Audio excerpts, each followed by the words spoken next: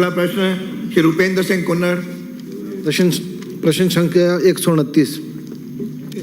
माननीय मंत्री जी। माननीय अध्यक्ष महोदय, प्रश्न का खंड 1, जी हाँ, भारत सरकार द्वारा राजस्थान राज्य के लिए जारी गजट नोटिफिकेशन अनुसूचित जाति एवं अनुसूचित जनजाति आदेश संशोधन अधिनियम 1976 एवं हिंदी संस्करण 1979 परिशिष्ट अ के अनुसार धानका को अनुसूचित जनजाति की सूची में क्रम संख्या 4 में रखा गया है तथा धानक, धानुक एवं धानकिया जातियों को अनुसूचित जाति में क्रमशः क्रम संख्या 20 व 21 पर अधिसूचित किया गया है। आदेश की प्रति परिशिष्ट अ पर संलग्न है। खंड 2, भारत सरकार द्वारा धानक जाति को अनुसूचित जाति में सम्मिलित किया गया है तथा भारत सरकार द्वारा धानका जाति को अनुसूचित जनजाति में सम्मिलित किया गया है। भारत सरकार द्वारा इस संबंध में जारी अधिसूचना परिशिष्ट अ पर संलग्न है।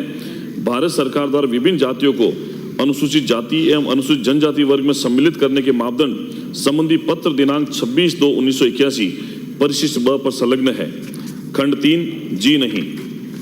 खंड 4, किसी भी जाति को अनुसूचित जाति व जनजाति में अधिसूचित किए जाने का कार्य भारत सरकार द्वारा निर्धारित मापदंड के आधार पर किया जाता है तथा भारत सरकार द्वारा राजस्थान राज्य के लिए जारी गजट नोटिफिकेशन अनुसूचित जाति एवं अनुसूचित जनजाति आदेश संशोधन अधिनियम 1976 एवं हिंदी संस्करण 1979 परिशिष्ट अ के अनुसार धानक जाति को अनुसूचित जाति में क्रमशः क्रम संख्या 20 पर अधिसूचित किया गया है तथा उक्त गजट नोटिफिकेशन के अनुसार धानका को अनुसूचित जनजाति की सूची में क्रम संख्या 4 में रखा गया है।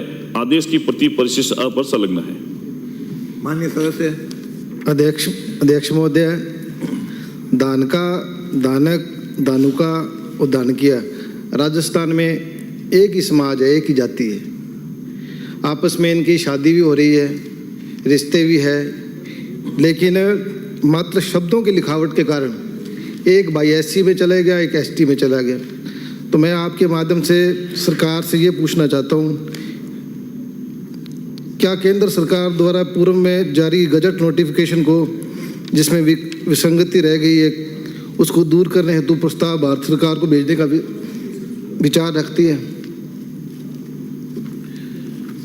माननीय अध्यक्ष महोदय, जैसा माननीय सदस्य ने बताया, पहले मैंने बताया कि किसी भी जाति को एससी एसटी के अंदर अगर परिवर्तन करना हो तो भारत सरकार के माध्यम से किया जाता है।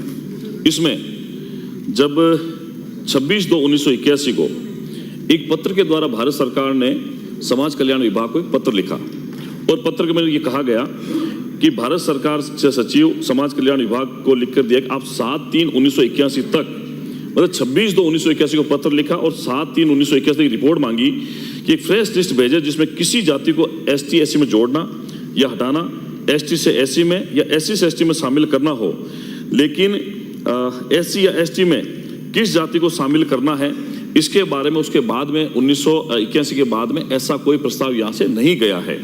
और उसके बाद माननीय अध्यक्ष महोदय, माननीय उच्चतम न्यायालय का एक निर्णय जिसके बारे में मैं सदन को अवगत कराना चाहता हूँ, ये जो निर्णय था, इस निर्णय के अंदर मिलिंद कुमार व अन्य बनाम स्टेट ऑफ महाराष्ट्र प्रकरण में अपने निर्णय दिनांक 28/11/2000 में जो निर्णय दिया गया उसके बारे में सदन को अवगत कराना चाहता हूँ। इसमें पार्ट 3 में ये कहा गया कि अनुच्छेद 342 के खंड 1 के तहत जारी अधिसूचना जो अनुसूचित जनजातियों को निर्दिष्ट करती है को केवल संसद द्वारा बनाए गए कानून द्वारा संशोधित किया जा सकता है। दूसरे शब्दों में अनुच्छेद 342 के खंड 1 के तहत जारी अनुसूचित जनजातियों की सूची में किसी जनजाति या जनजातीय समुदाय या किसी जनजाति के किसी भाग या समूह को केवल संसद द्वारा कानून के माध्यम से शामिल या बाहर किया जा सकता है और अन्य किसी प्राधिकार द्वारा नहीं। राज्य सरकार, न्यायालयों, न्यायाधिकरणों या किसी अन्य प्राधिकारी को अनुच्छेद 342 के खंड 1 के तहत जारी अधिसूचना में निर्दिष्ट अनुसूचित जनजातियों की सूची को संशोधित, परिवर्तित या बदलने का अधिकार नहीं है। और इसमें एक और माननीय अध्यक्ष महोदय, मैं एक जो सरकार की तरफ से जिला कलेक्टर की रिपोर्ट जो आपने बताया है, जवाब जो है ना संक्षेप में, एक और स्थानीय जो जवाब है, मैं माननीय निवेदन करना चाहूंगा कि अखिल भारतीय धानका समाज की मांग पर राज्य सरकार द्वारा धानका जाति के बाहुल्य वाले 7 जिलों यथा जयपुर, अजमेर, अलवर, सीकर, झुंझुनू, श्री गंगानगर एवं हनुमानगढ़ के कलेक्टर को विभिन्न पत्रों एवं प्रमुख शासन सचिव महोदय की ओर से पत्रांक 31/548 दिनांक 3/6/2020 द्वारा धानका एवं धानका जाति के एक होने के संबंध में परीक्षण करवाकर दस्तावेजी साक्ष्य सहित रिपोर्ट चाहिए गई। परिशिष्ट ब परंतु उक्त रिपोर्ट 4 जिलों तथा अजमेर, अलवर, जयपुर, श्री गंगानगर विभाग से प्राप्त हुई है। इस रिपोर्ट में जो माननीय अध्यक्ष महोदय रिपोर्ट आई है, प्राप्त रिपोर्ट में जिला कलेक्टर द्वारा केवल दानका एवं दानका को बोलचाल की भाषा में उच्चारण अलग होना बताया, परंतु उक्त जिला कलेक्टर द्वारा इस संबंध में कोई साक्ष्य दस्तावेज विभाग को उपलब्ध नहीं करवाए गए। अतः बिना लिखित दस्तावेजी साक्ष्य के अभाव में केवल मौखिक साक्ष्य के आधार पर यह स्वीकार किया जाना संभव नहीं है कि दानका एवं दानका जाति एक है एवं बोलचाल की भाषा में केवल उच्चारण भिन्न है। इस संबंध में पुनः संबंधित 7 जिला कलेक्टर को निदेशक महोदय की ओर से लिखित साक्ष्य दस्तावेज प्रस्तुत करने हेतु विभागीय पत्र दिनांक 10/2/2021 को लिखा गया है। रिपोर्ट प्राप्त होने के पश्चात ही विभाग द्वारा परीक्षण किया जाकर अग्रिम कार्रवाई की जा सकेगी। और प्रश्न? नहीं सर, मैं ये जानना चाहता हूँ कि क्या राजस्थान सरकार प्रस्ताव नहीं बना के भेज सकती केंद्र को? माननीय अध्यक्ष महोदय, जो जिला कलेक्टर को लिखा है, जिला कलेक्टर की जब रिपोर्ट आएगी उसका परीक्षण कराने के बाद ही अग्रिम कार्रवाई की जा सकेगी।